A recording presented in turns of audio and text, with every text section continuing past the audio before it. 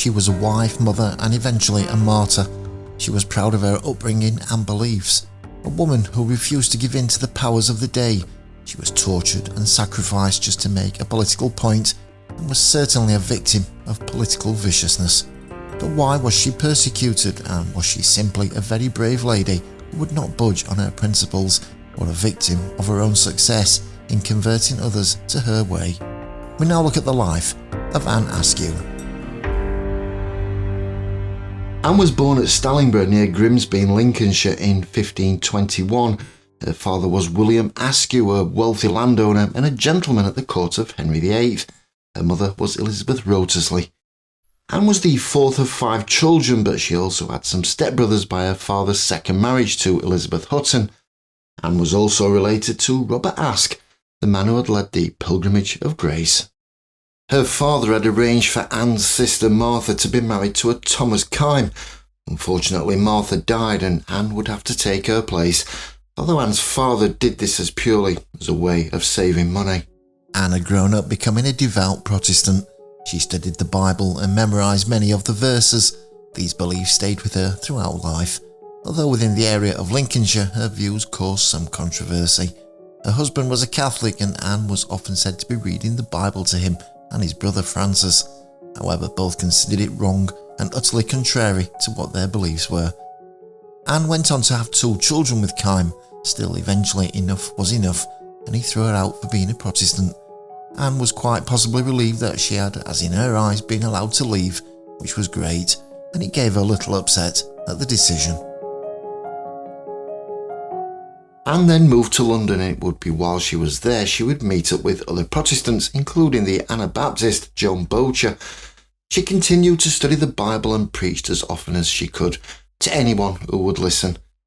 But in March of 1545, Anne was arrested, Kyme being the man behind it. From London she was transported back to Lincolnshire, to which her husband demanded she must now stay. However, the order would not last and Anne escaped and headed south, back to London to continue her preaching. Our tragic story begins in the last year of the reign of Henry VIII. A dispute had surfaced that had dragged Anne between reformers and the old religious traditional ways. It would be Stephen Gardiner who asked the king to stop the Reformation until he had looked at a diplomatic effort with help from the Holy Roman Emperor Charles V. Although the now known traditionalists had been following this for some time, yet nothing had been gained, they were looking for a way to bring the likes of Thomas Cranmer and his cronies to justice. However, most of the people gathered were only minor players in the bigger picture, but they were all linked to the main man, such as Edward, who was Anne's brother, but he worked as a servant for Cranmer. Another was Nicholas Shaxton, a curate for Cranmer, who also urged Anne to recant and take this new religious pathway. The traditionalists also included some men who would stop at nothing in gaining 100% support for the reform of religion. 2 of these are Thomas Wriothesley and Richard Rich, the men responsible for torturing Anne. The full intentions are not known as to why Anne was subjected to such horrendous treatment. However, it's thought the choice may have been to implicate the Queen at the time, Catherine Parr. To achieve this end, they would try and subdue her ladies-in-waiting, along with other close friends who were all suspected of having Protestant thoughts. Stephen Gardiner said that plain speaking was a tactic used by the devil to spread heresy. What the Inquisitors saw in Anne was a woman who, through her plain speaking, stood out more than others. She was never afraid to open her mouth on subjects that she found disagreeable, and demonstrated highly qualified answers to all her questions. She was simply a mighty lady who stood and believed in her own rights and her own narrative, and this clearly agitated the opposition. When Edmund Bonner confronted her with "utter all things that burden your conscience," she would reply with, "God has given me the gift of knowledge, but not the utterance." She continued by stating that a woman of few words is a gift of God. Her replies were not acceptable to her peers, yet they could not force her to speak and give the answers they wanted to hear. Bonner grew angrier and his rage was clear to see. He tried to conquer her distrust, but to no avail. He did achieve a plausible confession from Anne.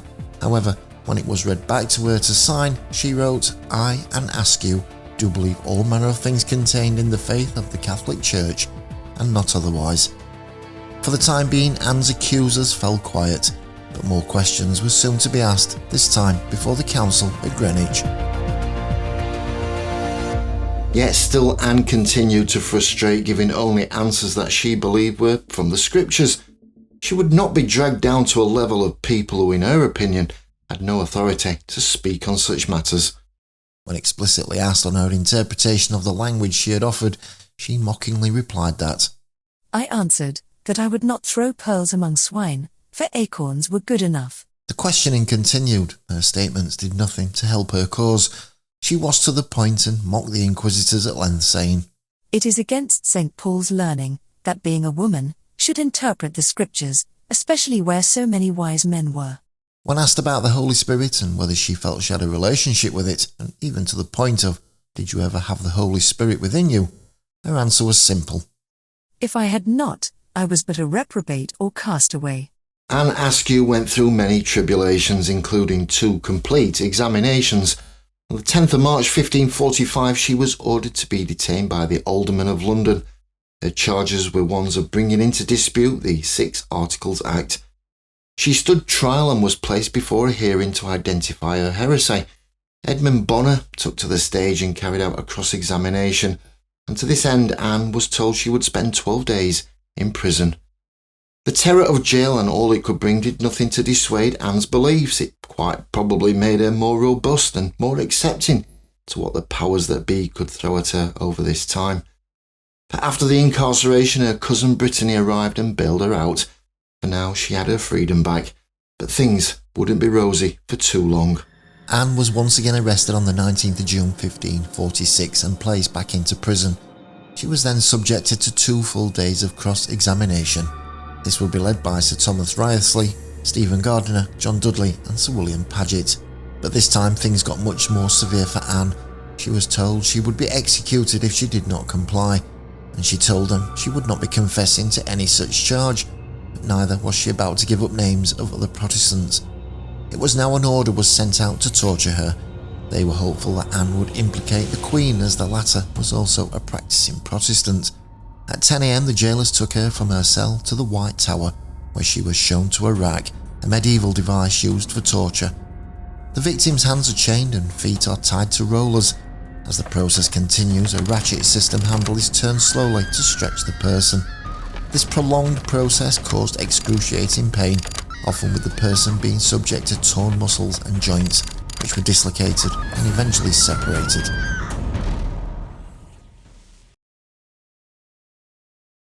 The questioning continued and they asked Anne for names.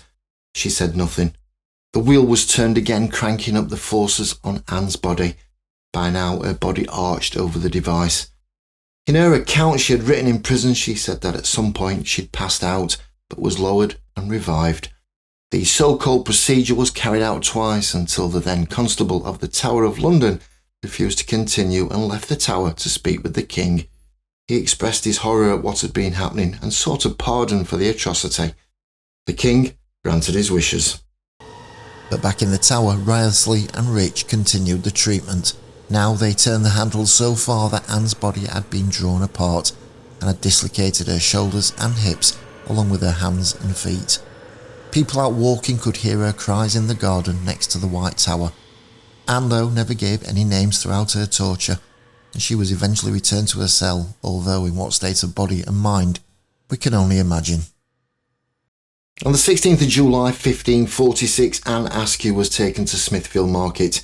It would be here where she would be executed by being burnt at the stake. 3 others were due to succumb the same horror with her that day. They were John Lascelles, Nicholas Belenian and John Adams. So brutal were her injuries, Anne had to be carried wearing just her undergarment, and while being chained, she could not walk, and any movement caused her the greatest of pain. Upon arrival, she was dragged from the chair and placed upon a small carved chair on the post. They would tie her using chains to bind her firmly in place. Those who witnessed Anne's execution all say she was fearless, and they heard no screams until the flames reached her chest. Yet just moments before, she was offered one last chance to save her life. Bishop Saxton mounted a pulpit and began to preach. Upon hearing anything she believed was correct, she spoke and agreed. Anything untoward, her words were, there he misseth and speaketh without the book. Anne Askew was made famous through the Book of Martyrs by John Foxe in 1563. If this is the only way to become famous, I'll personally give it a miss. Her story is tragic on so many fronts: a failed marriage, again due to her beliefs and nothing more.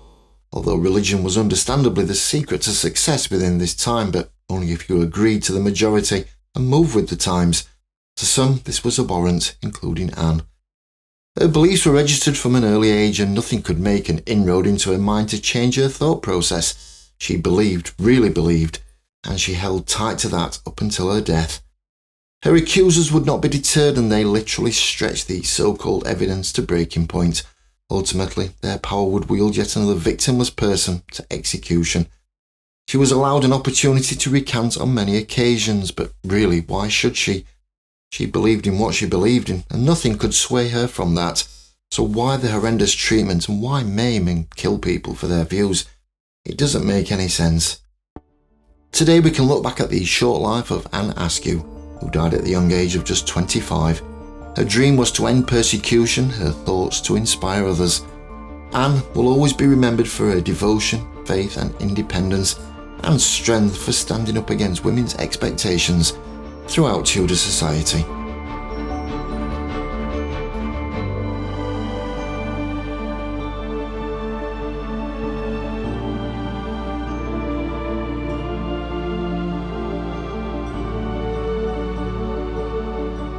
Thank you so much for watching, I really appreciate it. For more amazing stories, join me today and benefit by subscribing. Oh, and check out both the videos coming up on the screen right now. And I'll see you all again here soon on the History Roadshow.